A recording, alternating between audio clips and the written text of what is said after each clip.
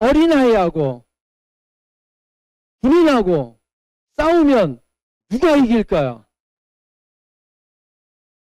어린아이가 이기죠. 예? 때릴 데가 어디 있어요. 못 때리니까 질 수밖에 없지. 예. 근데 일반 세상에서 진짜 그런가요? 약한 자와 강한 자. 이 세상을 향하여서 우리는 사람이 사는 세상이다 말하지를 않고 약육강식의 세상이다 라고 이야기를 합니다. 근데 그 약육강식은 어디에 있는 이야기죠? 동물들 사이에 있는 이야기. 동물들 사이에서는 강자가 곧 법입니다. 어젠가 그젠가 저녁 늦게 이제 TV를 보다 보니까 제가 역사 이야기 그런 얘기 나오면 예전에는 그런 게 되게 싫었는데 요즘에 되게 재밌어요. 그래서 그 이야기를 듣는데 그 이야기의 소재가 누구였었냐면 소크라테스 형이에요. 테스 형. 예. 그 테스 형에 대한 이야기인데 그 테스 형이 군인으로도 활약을 대단히 잘했다고 그러더라고요. 우리는 그냥 철학자로만 생각을 하는데 그 사람이 군인으로서도 대단히 활약을 많이 하고 많은 제자들을 배출을 했다라고 합니다. 그런데 그 테스 형께서 상당히 인기가 치솟아 있을 무렵에 그의 버금가는 철학자가 한 명이 나타났는데 그 철학자하고 논쟁이 붙은 거예요. 그 논쟁의 주제가 뭐냐? 정의란 무엇인가? 그 정의에 대해서 이야기를 하는데 그 상대방 철학자가 얘기하기를 정의란 강자의 이익이다 라고 이야기를 하는 거예요. 그러면서 이야기하기를 그 정의라는 것은 강자만이 누릴 수 있는 것이다. 약자는 정의를 말할 수가 없다. 강자만이 자기가 법을 만들고 자기의 좋은 틀을 만들고 그리고 이것이 정의다, 이것이 옳은 것이다 라고 이야기한다라는 거예요. 그런데 실상 지금의 세상이 그렇게 판도가 돌아가고 있다라는 것입니다. 그래서 그걸 한마디로 약육강식의 세상이다 라고 하는 것입니다. 우리나라에도 비슷한 이야기가 있죠. 뭐죠? 무전유죄, 유전무죄. 예. 돈이 있으면 죄도 죄가 아니게 되지만 돈이 없으면 죄 없는 사람도 죄인이 될 수 있다. 그게 우리나라의 웃고픈 이야기입니다. 웃지도 못하고 슬프지도 않은 그러한 안타까운 현실입니다. 그러나 하나님 안에서, 하나님 나라 안에서는 결코 그렇지 않다라는 거예요. 세상의 진리라는 것은, 세상의 정의라는 것은 시대가 변천함에 따라, 상황이 바뀜에 따라, 사람에 따라 바뀔 수 있는 것입니다. 그러나 하나님이 정하신 정의라는 것은, 하나님이 정하신 법이라는 것은 결코 시간이 지나도 또 상황이 바뀌어도 사람이 바뀌어도 여전히 동일하다라는 것입니다. 그 하나님께서는 항상 우리가 이야기하는 그 선의 기준에 명확함을 가지고 계신 분이다라는 것입니다. 오늘 이야기하고자 하는 것은 그 하나님께서 하시면 어떻게 될까 하는 것입니다. 하나님께서 움직이신다면 어떻게 될까요? 어린아이와 군인이 싸울지라도 어린아이가 당연히 이길 수 있다라는 것입니다.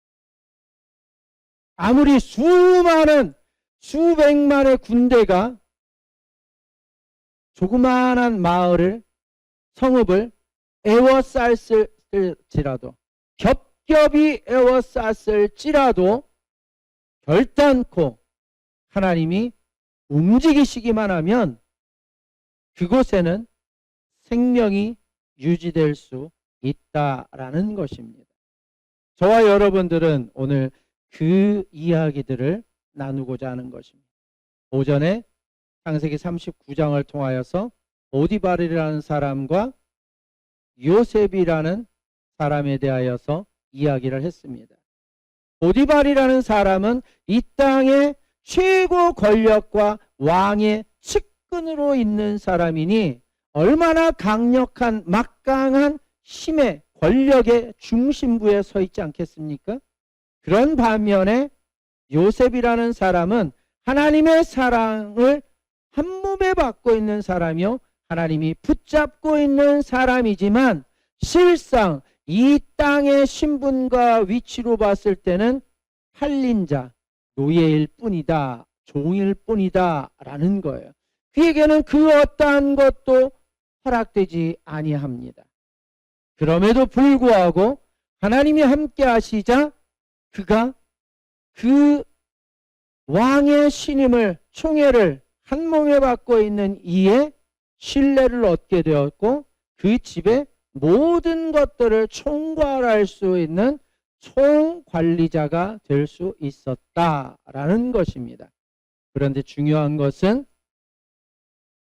그 요셉이 형들에게 팔려서, 가족에게 팔려서 버림을 받아서 노예의 신분이 되었다라는 것입니다.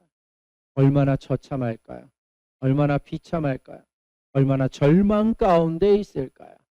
그럼에도 불구하고 그는 하나님이 함께 하신다, 하나님이 내 앞에 계신다라는 그러한 신앙에 의하여서 자신의 삶에 충성되게 진실하게 일했기에 그는 사람의 눈에도 인정함을 받을 수 있었고 하나님의 도우심으로 복의 자리에, 형통의 자리에 있을 수 있었다라는 것입니다. 그럼에도 불구하고 그는 또 한 번 상처를 입게 되는데 그렇게 확신 가운데 있었던 그 주인이 자신을 배신하고 자신을 버려버리는, 자신을 감옥의 죄인으로 가두어 버리는 그러한 상황 가운데 처했다라는 것입니다. 한 번은 있을 수 있지만 두 번의 반복되는 배신과 버림을 받았을 때에 과연 그것 상황 가운데에서 버틸 수 있는 사람들이 몇이나 될까? 그럼에도 불구하고 요셉은 여전히 하나님을 향한 신뢰를 거두지 아니하고 하나님을 향한 그 신뢰 가운데 하나님 앞에서라는 코람데오의 신앙을 가지고 자신에게 주어진 상황에 최선을 다하는 모습을 보여주고 있더라는 것입니다. 그러나 그렇게 최선을 다할지라도 그는 밑바닥의 삶 가운데 있을 수밖에 없는 현실이 있습니다. 그 현실 가운데에 누가 하나님을 붙잡을 수 있을까요? 그리고 세상의 그 어떠한 신이 그러한 삶의 자리에서 역전시켜 최상의 자리로 옮길 수 있을까요? 하나님이 그렇게 하실 수 있다라는 것입니다. 요셉은 비록 형들에 의하여서 버림을 받아 노예의 신분으로 전락하고 또 버림을 받아 죄인의 신분으로 최극악의 삶의 자리에 놓이게 되지만 하나님이 그를 붙잡아 주시고 하나님이 그를 이끌어 주시어서 애굽 사람들 뿐만이 아니라 그 지역의 많은 민족과 나라와 생명들을 구할 수 있는 구원자의 반열에 올려놓더라는 것입니다.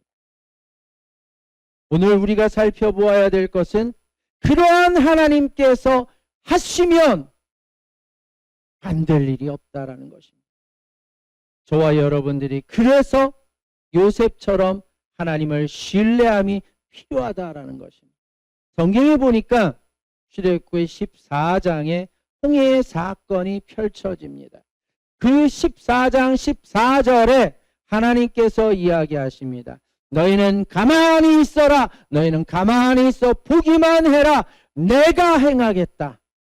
하나님께서 바다의 길을 열어놓으시고 이스라엘 백성들이 다 지나가게 하는데 수많은 애굽 군대가 칼과 창을 가지고 활을 가지고 그리고 마차를 타고 마병을 이끌고 그리고 이스라엘의 뒤를 맹렬히 추격해 옵니다. 코앞에 다다랐습니다. 이스라엘 백성들은 화살 한 번 쏜 적 없습니다. 칼 한 번 휘둘러 본 적이 없는 사람들입니다. 그러한 훈련된 군인들, 정예병들 앞에 이스라엘 백성들은 마치 군인 앞에 어린 아이 꼴입니다. 누가 그 싸움에서 이길 수 있다라고 바라볼 수 있겠습니까? 제 아무리 이순신 장군이라도 그 상황 가운데에서는 아마 승리하지 못할 거예요. 세계 역사에 전무후무한 기록을 남긴 명량해전의 이순신 장군조차 이룰 수 없는 싸움이 바로 애굽인과 이스라엘 백성들 간의 싸움입니다. 이건 일방적으로 당할 수밖에 없는 싸움이에요. 그럼에도 불구하고 하나님이 움직이시자 그 많은 강력한 정예병들을 바닷속에 물고기 밥으로 수장시켜 버리더라는 거예요. 누가 하셨다고요? 누가 하셨다고요? 하나님께서 하셨다고. 그런데 열왕기 하에 더 황당한 사건이 펼쳐집니다. 열왕기하 6장에 보니까 아람 군대가 엘리사라는 한 사람을 잡기 위해서 엘리사의 집을 겹겹이 에워쌉니다. 얼마나 겹겹이 에워쌌는지 엘리사의 종 게하시가 아침에 일어나서 아 하고 보자마자 얼음이 됐어요. 왜? 새까맣게 앞뒤 사방팔방으로 집을 에워싼 적군을 발견한 거예요. 그것도 그냥 적군이 아니라 칼과 창과 활로 중무장한 정예병들이 빼곡하게 산, 들 할 거 없이 겹겹이 나갈 틈이 없을 정도로 그렇게 에워싸고 있는 것입니다. 너무도 당황한 나머지 어버버버 하면서 자기네 주인을, 선생님을 깨웁니다. 선생님 큰일 났습니다. 엘리사 선생님 지금 죽게 생겼어요. 빨리빨리 일어나세요 라고 하는데 그런데도 안 일어나요. 네. 지금 죽게 됐다고요. 그러자 야 시끄러워 조용히 이제 좀 해. 뭔데? 그랬더니 지금 군인들이 우리 집을 겹겹이 에워싸고 있다고, 우리는 죽었다고 난리가 난 거예요. 호들갑을 있는 대로 떱니다. 그런데 그 순간에 태연하게 엘리사가 이야기합니다.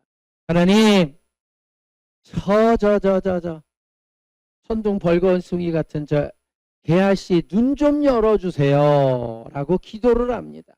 그 순간 하나님께서 게하씨의 눈을 열자 하나님의 불말 불병거들이, 하늘의 군사들이 그들보다 더 많은 숫자가 에워싸고 있더라는 것입니다. 더 놀랄 만한 상황은 일개 선지자 한 명을 잡겠다고 수십만의 군대가 겹겹이 에워쌌으면 누가 이겨요? 누가 이겨요? 군인이 이기는 건 당연한 거 아니에요? 일반인 상대로, 그것도 무장도 안 된 일반 평민 상대로 해가지고 중무장한 군대가 겹겹이 에워싸고 있는데 누가 봐도 뻔한 싸움이잖아요. 그런데 이 엘리사가 한 번 더 기도합니다.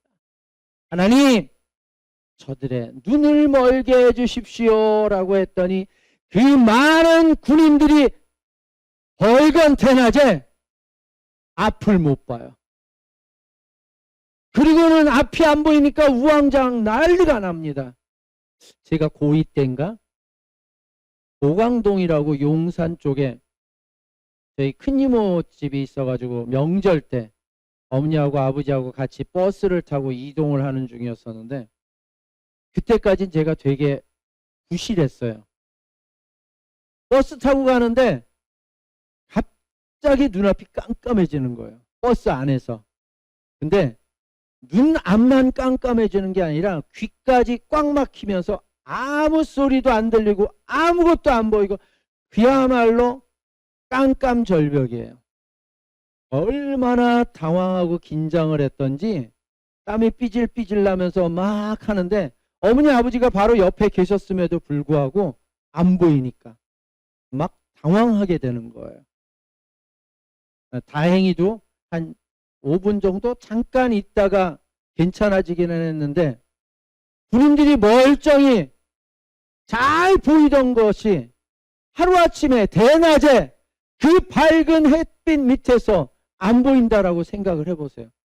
얼마나 두려움에 떨었겠습니까? 지금 칼과 창을 들고 활을 들고 씩씩하게 용맹하게 일반 저까지 거 저거 한 명 그러고 있는 판인데 순식간에 눈앞이 깜깜해지면서 빛이 사라졌다라고 생각을 해보세요. 그 우왕좌왕하는 군대들을 굴비 엮듯이 줄줄이 엮어가지고 야 너희들 기차놀이 하자 따라와 그러고서 다 끌고 시내 한복판으로 들어갑니다. 하나님 이제 저들의 눈을 열어주세요. 무기들은 다 이제 없어요. 아이 지금 어디가 어딘지 더듬고 있는데 무기 잡고 있는 사람이 어디 있겠어요. 살기 위해서 앞공무니만 쫓아왔는데 눈을 딱 떠보니 자기들을 이스라엘 군인들이 다 에워싸고 있고 자신들은 이스라엘의 수도 한복판에 서 있는 것입니다. 얼마나 두려웠을까요? 누가 하셨다고요? 엘리사가 했잖아요. 엘리사가 기도했잖아요. 네? 그러면요. 엘리사는 기도한 것밖에 없어요. 하신 분은 하나님이십니다. 하나님이 하시면 이런 놀라운 상황들이 펼쳐진다라는 거예요. 우리의 상황 가운데 절망은 없습니다. 죽음이라는 절망보다 더 큰 절망이 있을 수 있을까요? 죽음이라는 그 문턱보다 더 높은 문턱이 있을 수 있을까요? 죽음이라는 그 산벽보다 더 높은 산벽이 있을 수 있을까요? 아니요. 그 어떠한 것으로도 죽음보다 더 극한 절망은 없을 것입니다. 그런데 그 죽음의 순간에 다시 살리신 분이 누구라고요? 하나님이시라. 예수님이 십자가에 죽는 그 순간 마귀는 얼마나 쾌재라 퀴지나 칭칭난에 북치고 장구치고 춤추며 난리가 났을까요? 귀신들은 또 얼마나 우리 세상이다 하나님의 아들이라 그러더니 죽었구나 끝났구나 이제 우리 세상이다 얼마나 신났었겠습니까? 그런데 그가 3일 있다 다시 부활하셨을 때에 그 예수의 이름 앞에 하늘과 땅과 땅 아래 모든 이름의 무릎을 그 앞에 꿇게 하시는 그 순간에 과연 죽음이 예수님 앞에 절망입니까? 아니죠. 생명이라는 또 다른 시작의 출발점일 뿐입니다. 이 세상의 것은 죽음이라는 것이 가장 큰 절망이고 강력한 힘이라는 것 앞에 약함은 그저 절망일 뿐일 수밖에 없지만 그러나 하나님이 하시면 바뀐다라는 것입니다. 하나님이 하시면 우리에게는 승리가 주어진다라는 사실입니다. 지금 이 세상은 마태복음 25장에 예수님이 예언한 것처럼 마지막 때를 향하여서 나아가고 있는 그 증거들이 곳곳에서 일어나고 있습니다. 기후 재난으로 인하여 우리나라만 하더라도 엄청난 불볕 더위로 인해서 열대야병으로 목숨을 빼앗기는 일이 속출하고 있고요. 우리나라가 이 정도인데 아프리카 개발도상국들은 어떻겠습니까? 나라에서 어떤 답을 해줄 수 있는 게 없어요. 그들은 그냥 속수무책으로 당하는 겁니다. 그런데 그 정도인가요? 가까운 중국은, 대만은 지금 폭우에다가 지진에다가 난리가 아닙니다. 사람이 날아다녀요. 오토바이가 날아다닙니다. 세상에 난리와 난리, 기근과 지진이 있을 것이다. 예수님이 이야기하신 그 상황이 지금 우리가 사는 이 시대 가운데 펼쳐지고 있다라는 것입니다. 그러나 예수님은 이야기합니다. 그것이 끝이 아니다. 진짜 끝은 언제냐? 하나님의 전에, 이 하나님이 계시는 이 전 앞쪽에 우상이 설 날이 온다라는 거예요. 그 우상이 서서 그 우상을 전 세계가 경배할 날이 온다라는 거예요. 그때가 마지막이다라는 거예요. 지금 우리나라도 조만간에 차별금지법이라는 게 통과가 될 겁니다. 지금까지 계속 기독교계에서 반대하고 반대를 해서 차별금지법이라는 게 시행이 되지 못하고 법적 통과를 하지 못한 상태이지만 이제 조만간에 그게 통과가 될 거예요. 그 차별금지법이라는 게 그냥 액면 그대로 얘기하자면 상당히 좋은 겁니다. 남성, 여성, 그리고 소수, 성소수자들, 동성애자들 차별하지 말자라는 거예요. 있는 사람, 없는 사람 차별하지 말자라는 거예요. 그런데 그게 더 나아가면 어떻게 되느냐? 하나님만 참신이다. 불교의 부처는 거짓이다. 이슬람교 마호메트 거짓이다. 그리고 무속신앙들 돌부처 아니면은 깎아 만든 우상들 그러한 것들 섬기지 말아라 라는 것에 대하여서 차별이라는 거예요. 그걸 하지 말라라는 거예요. 예수에게만 구원이 있다 하지 말라라는 거예요. 예수에게만 구원이 있다라는 말만 해도 차별금지법에 저촉이 되어서 목사는 감옥에 들어가야 돼요. 목사 없는 교회가 속출할 것입니다. 그리고 교회에서는 하나님을 믿어야 합니다. 하나님 믿어야 천국 갑니다. 차별금지법에 걸립니다. 5천만 원! 벌금 맞아요. 그럼 교회가 어떻게 설 수 있겠습니까? 큰 교회들조차도 헌금으로 유지되는 교회인데 벌금으로 그 많은 돈을 내고 나면 교회가 어떻게 유지가 되겠습니까? 교회 문 닫는 거예요. 우리의 신앙, 신앙의 자유 얼마 남지 않았습니다. 얼마 안 가서 우리는 신앙을 빼앗기고 그리고 예수님의 이름조차 함부로 부를 수 없는 시대가 곧 올 겁니다. 우리가 어렸을 때 만화 속에서나 영화 속에서나 보험직한 그 인조인간, 로봇 인간 지금 거의 완성 단계입니다. 사람의 피부 비슷한 것을 씌워서 사람의 몸 동작 움직임과 거의 비슷하게 지금 움직이고 있습니다. 28년도부터인가 우리나라도 화물차부터 시작해가지고 무인으로 운전기사 없이 움직일 수 있는 화물 체제를 그렇게 시스템을 바꾸려고 한다라고 합니다. 조만간에 택시기사들도 일자리를 잃을 판이에요. 기계들한테 다 일자리를 내주게 되는 그러한 상황 가운데 놓이게 된다라는 것입니다. 이러한 상황 가운데에 우리가 붙잡을 수 있는 것은 오직 하나님 한 분뿐입니다. 그 하나님이 하셔야 우리가 생명의 자리에 들어갈 수 있습니다. 하나님이 움직여 주셔야 우리가 보호받을 수 있어요. 지금 요셉과 같은 포람되어 하나님 앞에서의 믿음이 있어야 합니다. 그러한 확신을, 신뢰를 가지고 있어야 합니다. 저와 여러분들, 열왕기하 6장에 보면 또 다른 상황이 펼쳐집니다.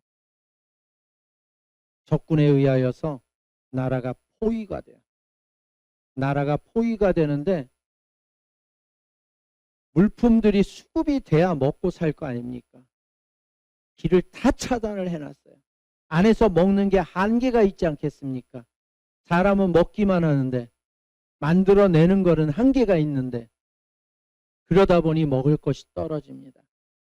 오죽했으면 왕이 지나가는데 왕을 향하여 한 여인이 호소를 합니다. 왕이시여 우리를 도와주소서라고 이야기를 했더니 왕이 개탄을 하면서 이야기를 합니다. 아니 내가 하나님도 아니고 이렇게 성이 둘러싸여서 옴짝달싹 못하는데 내가 무슨 재주로 너희를 도와주겠느냐, 뭔 얘기냐 그랬더니 하는 이야기가, 저 여인과 나와 둘이 약조를 하였습니다. 무슨 약조를 했는데 아이를 잡아먹기로 했습니다. 오늘은 내 아이 잡아먹고 내일은 네 아이 잡아먹자. 그러고 내 아이를 같이 나눠 먹었습니다.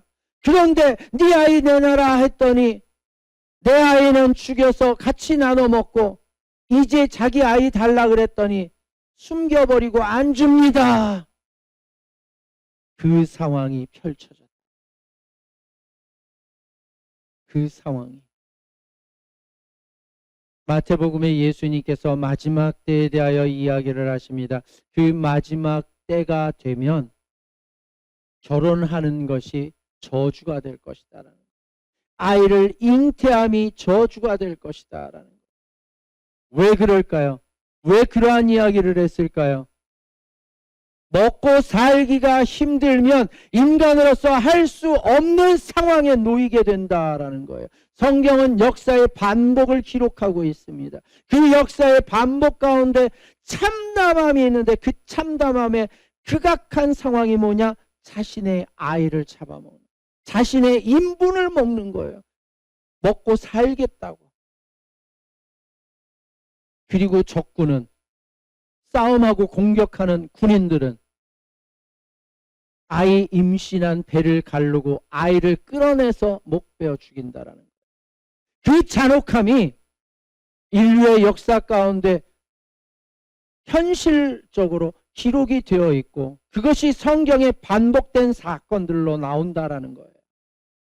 그래서 예수님께서 마지막 때가 되면 잉태한 그 배가 저주가 있을 것이다. 아니 잉태했는데 애를 가졌는데 축복을 해줘야지 무슨 저주예요. 그 상황이 저주가 될 것이다. 고통스러울 것이다라는 거예요. 겨울에 되지 않기를, 밤중에 일어나지 않기를 바라라 라고 이야기하는 것은 그만큼 더 힘들어지는 상황이 연출될 것이다 라는 것입니다. 그러기에 우리의 믿음은 오직 하나님을 붙잡아야 됩니다. 세상과 타협하는 것, 세상과 손잡는 것, 우리가 뒤로 물러서는 것, 그것은 결코 우리가 살아갈 수 있는 생명의 구원줄이 될 수 없다라는 것입니다. 저와 여러분, 하나님이 하시면 그 상황이 바뀌어버립니다. 엘리사 선지자가 이야기를 합니다. 오늘까지는 너희가 먹을 것이 없어서 아이를 잡아먹었지만 내일에는 천지개벽이 일어나는 상황이 펼쳐질 것이다. 그렇게 먹을 것이 없어서 비둘기 똥 하나를 사는데도 200만 원이나 되는 그 거금을 줘야 살 수 있었던 그 상황이 내일이 되면 값비싼 고급 쌀을 너희가 10만 원 줘도 먹을 수 있을 정도가 될 것이다. 그 정도로 지금 비교를 해서 예언을 하고 있습니다. 그때에 이스라엘의 장군이 이야기합니다. 아니 지금 하루아침에 그런 일이 어떻게 일어납니까? 우리가 지금 성에 갇혀가지고 옴짝달싹 못하고 있고 적군은 바깥에서 지금 호시탐탐 우리가 문만 열기를 기다리고 있는데 어떻게 그러한 일이 있습니까? 하나님이 도우신다 할지라도 그런 일은 일어날 수 없습니다. 그런데 그 다음날 놀랄만한 상황이 펼쳐집니다. 거지 나병 환자 4명이 툴툴거리며 이래 주거나 저래 주거나 매 마찬가지인 거 배부르게 먹고나 죽자. 그러고서는 성 밖에 나가서 적군을 향하여 갔더니 적 진영이 텅텅 비었습니다. 먹을 거는 산더미처럼 쌓여 있는데 사람은 눈 씻고 봐도 찾아볼 수가 없어요. 성경에 기록하기를 하나님께서 그 적군들로 하여금 어마어마한 군대의 소리를 듣게 하였다라는 거예요. 이게 뭔 소리야? 큰일 났다. 이스라엘 사람들이 여기저기 응원군을 다 보냈구나. 그래서 그 응원군들이 다 도착했구나. 큰일 났다. 우리 죽기 전에 도망가자. 다 하룻밤 사이에 주랭랑 쳐버린 거예요. 얼마나 황급히 떠났던지 칼, 창, 활 할 것 없이 무기는 말할 것도 없고 먹을 식량들, 옷까지까지 그대로 다 놔두고 몸만 내빼버린 거예요. 그 상황을 이스라엘 사람들에게 이야기를 하자 에이, 말도 안 되는 거짓말하고 있어. 눈속임하려고 어디에 숨어 있는 거야 지금. 잠복해 있는 거야. 우리가 문 열고 나오자마자 득달같이 우리를 덤벼들어서 우리를 다 죽일 거야. 그러나 이래 죽여나 저래 죽여나 매 마찬가지인 거 한번 나가나 봅시다. 그러고 나갔더니 정말 거지 나병 환자들의 이야기대로 적 진영이 텅텅 비어 있더라는 거예요. 먹을 것은 잔뜩 쌓여 있는데 군인들은 한 사람도 찾아볼 수가 없더라는 것입니다. 그 전날까지 200만 원 줘야 비둘기똥, 비둘기똥이라는 건 진짜 비둘기똥이 아니라 비둘기똥처럼 생긴 콩 종류래요. 그거 하나 사는데 200만 원가량의 돈을 줘야 된다라는 거예요. 그럼에도 불구하고 하루아침에 하나님이 일하시니까 그들이 다 도망가 버리고 그 비싼 평생 한번 먹어보지도 못함직한 그 고급 쌀을 10만 원도 안 되게 돈 주고 살 수 있는 100분의 1로 가격이 뚝 떨어져 버리는 넉넉하게 풍족한 생활로 하루아침에 바뀌더라는 것입니다. 누가 하셨다고요? 누가 하셨다고요? 하나님이 하셨다. 그러기에 우리는 그 하나님을 신뢰해야 하는 것입니다.